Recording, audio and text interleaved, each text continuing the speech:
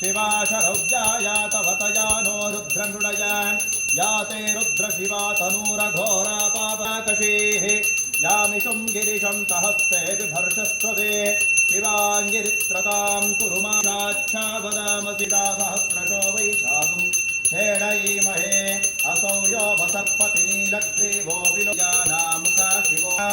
नमस्ते अस्तु भगवन् विश्वेश्वराय वयकाय नीलकण्ठाय मृत्नानां पतये नमो नमो हरिकेशायोपवीतिने नम आयच्छद्भ्यो विसृजद्भ्यश्चवो नमः सभाभ्यः नमः शर्वाय च पशुपतये च नमो हस्वाय च वामनाय च नमो बृहते च वर्षीयसे च नमो माय चापगल्भाय च नमो जघन्याय रवाय च नमो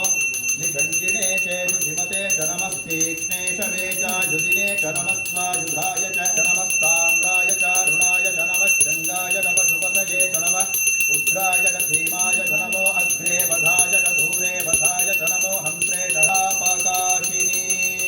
हिरण्यस्य जन्म य एव गुं सुवर्णस्य चेत्तशोद्वार्ते नयन्तु ते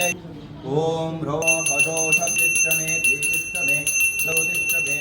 प्राणश्च मे वामच मे वर्मच मेऽङ्गानि च मे स्थानि च मे परुगुंषि च मे शरीराणि मे भावश्च मे वच्च मे भच्च मे जयमा च मे महिमा च मे वरिमा च मे प्रतिमा च मे भस्मा च मे द्राकुया च मे वृद्धं च मे वृद्धिश्च मे सत्यं च मे श्रद्धा च मे जगच्च मे ओम नमो